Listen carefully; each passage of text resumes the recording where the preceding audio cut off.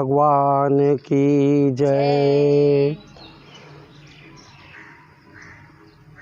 ध्यान मूलम गुरुमूर्ति अपूजा मूलम गुरुपदम मंत्र मूलम गुरुवाक्यम मोक्ष मूलम गुरु कृपा। बोलिए सद्गुरुदेव भगवान की जय। एक भजन के माध्यम से प्रेम की डोर से बंधे भगवान रे, प्रेम की डोर से बंधे भगवान रे। चलते चलते राम एक दिन सबरी के घर आए। चलते चलते राम एक दिन सबरी के घर आए। पुलकित हो भय तीन लोगन के स्वामी हो, भय तीन लोगन के स्वामी दीनन के मेहमान रे। प्रेम की डोर से बंधे भगवान रे, प्रेम की डोर से बंधे भगवान रे। एक एक बैर उठा के पहले सबरी आधा खाए। एक एक बैर उठा के पहले सबरी आधा खाए। फिर अपने हाथों भगवान को झूठे बैर खिलाए। फिर अपने हाथों भगवान को झूठे बैर खिलाए। लगे भूख तो प्रेम से रघु नंदन ने खाया। लगे भूख तो प्रेम से रघुनंदन ने खाया। मर्म न जाना उन बेरों का लक्ष्मण ने ठुकराया। मर्म न जाना उस बेरों का लक्ष्मण ने ठुकराया। युद्ध भूमि में मेघनाद से तीर लखन ने खाया। युद्ध भूमि में मेघनाद से तीर लखन ने खाया। वही बेर बन गए सजीवन, वही बेर बन गए सजीवन हनुमान जो लाया। उसी सजीवन बूटी से पाए लक्ष्मण ने प्राण रे। उसी सजीवन बूटी से पाए लक्ष्मण ने प्राण रे। प्रेम की डोर से बंधे भगवान रे, प्रेम की डोर से बंधे भगवान रे। कि प्रेम की डोर से, प्रेम अजर अमर अविनाशी है। प्रेम परमात्मा से होता है। प्रेम में मोल नहीं होता। जहाँ मोल है वहाँ प्रेम नहीं है। जैसे कि किसी को प्रेम हो गया अपने बच्चे से या अपने पति से, अपने पत्नी से, मोह भंग हो सकता है लेकिन प्रेम भंग नहीं हो सकता। प्रेम परमात्मा से होता है, मोह संसार से होता है। इसलिए प्रेम में कोई मोल नहीं है। एक बार भगवान राम सबरी के पास जब गए, हम नवधा भक्ति थोड़ा सुनाते हैं आपको, ध्यान सुनना। प्रभु श्री राम माता जानकी जी की खोज में नर लीला करते हुए भक्तमती सबरी के आश्रम में पहुँचे तो माता सबरी ने प्रभु श्री राम जी के चरणों में प्रार्थना की, प्रभु आपने जो दर्शन दिए मैं उसकी महिमा का वर्णन नहीं कर सकती। मेरे पास ऐसे शब्द ही नहीं है जिससे मैं आपकी स्तुति कर सकूं। प्रभु मुझे यह तो पता नहीं है कि मैं आपसे क्या पूछूं। प्रभु आप ही कृपा करके मुझे उपदेश दें। तो प्रभु श्री राम जी माता सबरी से कहते हैं, क्या कहते हैं? नवधा भगति कहो तो ही पाही, असावधान धरु सुनु मन माही। मैं तुझे नवधा भक्ति के विषय में बताता हूँ, तू सावधान होकर श्रवण कर और अपने मन के भीतर धारण कर। प्रभु श्री राम जी कहते हैं, प्रथम भगति संतन कर संगा, दूसर रति मम कथा प्रसंगा। गुरुपद पंकज सेवा, तीसर भगति अमान, चौथी भगति मम गुण गणम, करई कपट तजगान। मंत्र जाप मम दृढ़ विश्वासा, पंचम भजन सुवेद प्रकाशा। छठ दम शील विरति बहु कर्मा, अनिरत निरंतर सज्जन धर्मा। सातों सम मोहि सब जग दे, मय जग देखा, अमोते संत अधिक कर लेखा। आठों जथा लाभ संतोषा, असपने नहीं दोए खई पर दोषा। नौम सरल सब सन छलहीना, मम भरोसे ही हरस न दीना। माता सबरी को नवधा भक्ति का वर्णन करते हुए श्री राम संत महापुरुषों के संग को पहली भक्ति बताते हैं। संत महापुरुषों के संग को पहली भक्ति बताते हैं। प्रथम भगति संतन कर संगा। भगवान श्री कृष्ण जी अर्जुन को यही उपदेश देते हैं। कैसा नहीं कि तुम चले गए और हम चले गए। आज भी मधुसूदन अहंकार को हरने वाले आज भी हैं। अर्जुन कौन था? अनुरागी। मिले ही न रघुपत बिन अनुरागी, अनुरागा। ऐसा नहीं भगवान चले गए अर्जुन चले गए तो सब चले गए, ऐसी बात नहीं है।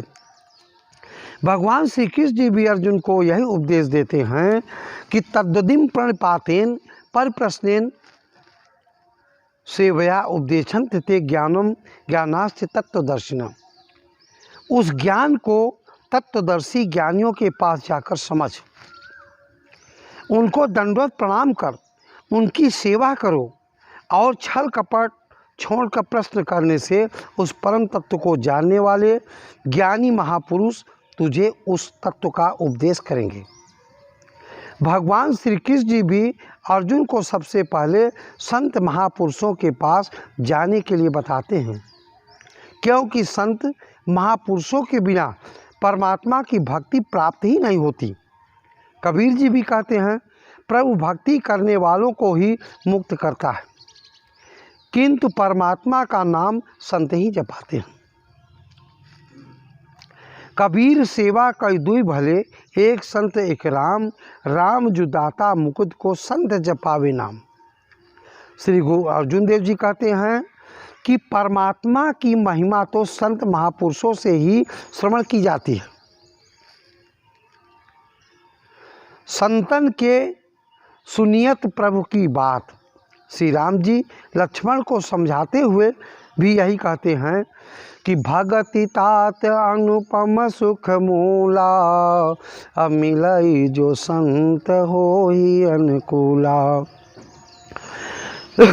हे तात, भक्ति सभी सुखों की मूल है, परंतु यह भक्ति प्राप्त तब होती है जब संत महापुरुष प्रसन्न होते हैं। काकभूषुंडी जी गरुड़ को समझाते हुए कहते हैं कि राम सिंधु घन सज्जन धीरा, अचंदन तरु हर संत समीरा। सब कर फल हरि भगत सुहाई, असो बिनु संतन काहुई पाई। यदि किसी व्यक्ति को बहुत प्यास लगी है, लेकिन वह अपनी प्यास बुझाने के लिए समुद्र के पास चला जाए तो उसकी प्यास कभी नहीं बुझ सकती। हालांकि समुद्र में अथाह जल है, लेकिन समुद्र का पानी खारा होता है, जो सीधे रूप में पीने योग्य नहीं है। परंतु जिस समय वही पानी बादल बनकर धरती पर बसता है तो बहुत ही निर्मल और स्वच्छ हो जाता है, और वह पानी किसी की भी प्यास बुझा सकता है। इसी प्रकार प्रभु श्री राम समुद्र के सदृश हैं, निसंदेह कण-कण में समाये हुए हैं, लेकिन उस रूप में हम उनसे कोई लाभ प्राप्त नहीं कर सकते। लेकिन संत महापुरुष बादल हैं। जब प्रभु साकार रूप में धारण कर संत महापुरुषों के वेश में अवतरित होते हैं, तब वह हमारा मार्गदर्शन करता है। गुरु और परमेश्वर में कोई भेद नहीं है। गुरु परमेश्वर एको जान। गोस्वामी जी प्रभु की तुलना चंदन के वृक्ष से करते हैं और साधु वायु हैं। चंदन की सुगंध को केवल हवा के द्वारा ही प्राप्त किया जा सकता है।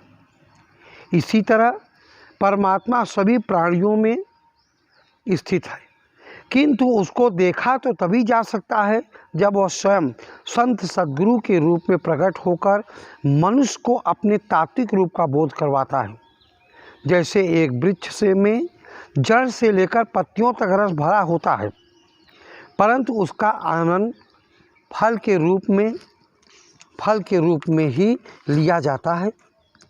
इसी तरह परमात्मा प्रकाश रूप में सर्वव्यापक है, परंतु जब वह मनुष्य रूप में पृथ्वी पर आता है तभी हम लाभ प्राप्त कर सकते हैं। सभी साधनों का फल परमात्मा की भक्ति है, परंतु उस भक्ति को बिना महापुरुष के किसी ने भी नहीं पाया है। जब प्रभु श्री राम जी को 14 वर्ष का वनवास मिला, तब वह ऋषि वाल्मीकि जी के आश्रम में गए। वहाँ आकर उन्होंने ऋषि वाल्मीकि जी से कहा, राम सिया राम जय जय राम, राम सिया राम जय जय राम। अस जी अजानी कहिया सोई ठाऊ, सिय सौमित्र सहित जह जाओ। राम सिया राम जय जय राम। तहरा बिरुंचिर परन तृण साला, बासु करऊं कछु काल कृपाला। राम सिया राम जय जय राम। हे दयालु, यह हृदय से समझ कर बताएं कि मैं सीता जी और लक्ष्मण जी को साथ लेकर कहाँ जाऊं। जब प्रभु श्री राम जी ने ऐसा पूछा तो ऋषि वाल्मीकि जी ने कहा कि आप धन्य हो प्रभु, मैं जानता था कि आप इस तरह ही कहेंगे, क्योंकि आप प्रत्येक पल वेद की मर्यादा का पालन करते हैं। हे प्रभु, आपका वास्तविक रूप मन, बुद्धि और वाणी से परे है। आप सारी सृष्टि के मालिक हैं, सर्वव्यापक हो। क्या कहते हैं, राम सिया राम जय जय राम राम। पूछे हूँ मैं कि रहा कहाँ, मैं पूछत सकुचाऊँ। जहाँ न होता देहूँ कहीं, तुम्हें दिखाऊँ ठाऊँ। इसलिए आप मुझसे पूछ रहे हैं कि मैं कहाँ रहूं, परंतु मैं आपसे यह पूछता हूं कि आप कौन सी जगह पर नहीं हैं। भाव की परमात्मा तो कण-कण में व्याप्त है। जिस जगह पर आप नहीं हो वह जगह मुझे बता दो, फिर मैं आपको रहने की जगह बता दूंगा। ऋषि वाल्मीकि जी ने प्रभु श्री राम को कण-कण में समाया हुआ बताया, फिर भी उसके दर्शन कर आनंदित होते हैं, क्योंकि चाहे वह कण-कण में समाया हुआ है, परंतु फिर भी जो भक्ति का मार्ग है वह संत महापुरुष के रूप में प्रकट होकर ही बताते हैं। इसलिए प्रभु श्री राम जी माता सबरी को बताते हुए कहते हैं कि सबसे प्रथम भक्ति संत महापुरुषों की संगति है। अगर संत महापुरुषों का संग नहीं हुआ, देखो संग का असर है। शंकर जी का संग नंदी ने किया, वो पूजनीय हो गया। मतलब जितना जितना महापुरुषों का संग किया, सर्प ने संग किया, पूजनीय हो गया। कि सठ सुधरय सतसंगत पाई, पारस परस को हाथ सुहाई। जैसा तुम्हारा संग होगा वही आप बनते चले जाएंगे। बोलिए सतगुरुदेव भगवान की जय।